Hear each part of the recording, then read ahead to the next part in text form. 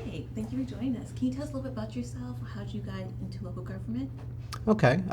My name is Greg Bacon. I got into local government after doing GIS for commercial consulting firms in Syracuse, New York. And then I did some work with an intelligence agency doing geospatial work, both imagery and GIS. And saw a job here at Fairfax County that looked like it was written for me. So I applied and got it. Here I am. Great, so how did you first get into GIS? So I was working for a large defense contractor in Arlington, Virginia in the early 2000s, and a lot of historical sites that they had throughout the nation would have environmental problems because the laws at the time weren't what they are today. And we would get maps that would show actual contamination or places where they thought there might be problems.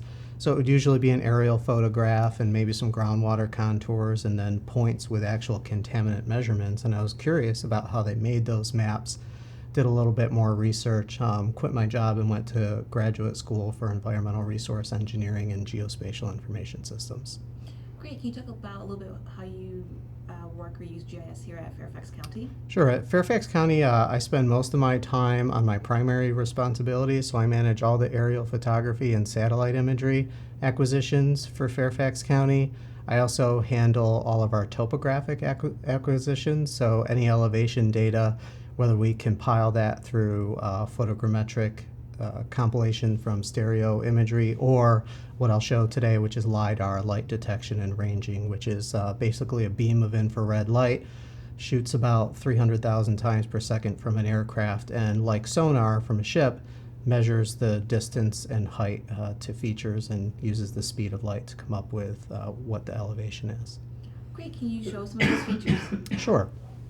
So today I'm going to show two proposed developments along the Richmond Highway, or Route 1, that runs through the southern portion of Fairfax County, and the Fairfax County Park Authority, in concert with the Office of Community Revitalization, asked us if we could do an analysis of visibility of these proposed projects in a very flat area near Huntley Meadows Park. The concern from some groups in the area were that these proposed developments, some of which would be 200 feet high, would be visible from both historic Huntley House to the north of the two projects, and then Woodlawn Plantation to the south of the two projects. So what you're seeing here on this screen are some 3D models that we had of the two developments. Here is the closer of the two. Woodlawn Plantation is off in this direction. Up here is the development in Hibla Valley, and historic Huntley House would be up here. So the 3D buildings are in place with their actual heights extruded from the ground surface. And in running the analysis, we had a suspicion that trees, especially with leaves on in the summer months, would be the only thing obstructing this view. There were no hills to be in the way or anything else. So this is putting LiDAR data to the test. So the first view that I'll show is the view from historic Huntley House looking southeast toward the Hibla Valley proposed development. And I modeled some 3D trees here to better explain to county supervisors, who are elected officials in Fairfax County, as well as the public, what LiDAR is, and that these groups of points are actual height measurements of buildings, the ground, trees, and everything else. And these two trees in particular, as well as a few others, were what we thought would do the screening. So to better explain what those points were for those trees, I modeled them and then drew what these are lines of sight right here. So what the green means is that the project is visible to a point, and then the red beyond those trees says that you can't see the project from this origin because it's blocked. And every one of these blue squares here represents a point of obstruction where along that line of sight that your view is blocked. So I made these slides to draw users to the different views from both Woodlawn Plantation and historic Huntley. And the view is pretty much the same every time. There are lots of trees that are not far from where you're standing.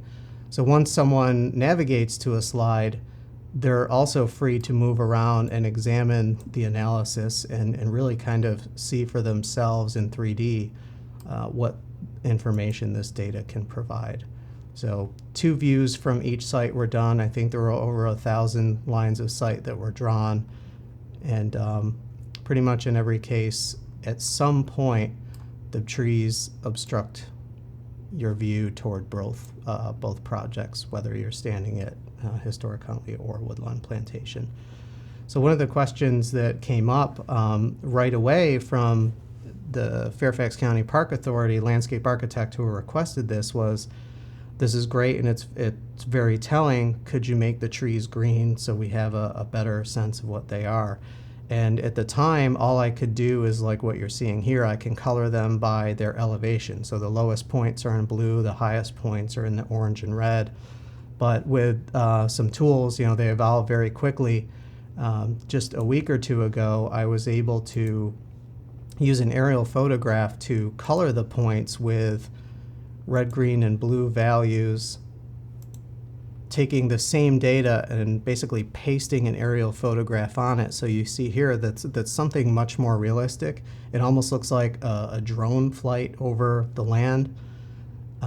This was just really a proof of concept at this point, but it does give us a way to more realistically visualize everything. The buildings, trees are now colored on those lighter points with an RGB or red, green, blue value.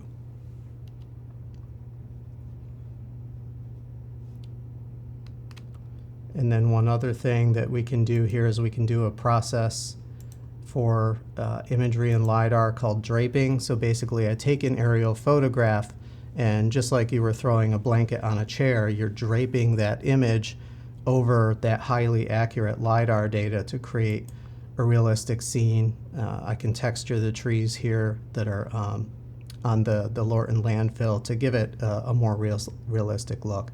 Where we see this going is that as more 3D data comes into the county for proposed developments, we'll be able to visualize them better and run analyses on them through the county. Great, thank you. Thank you. Awesome. That was so good.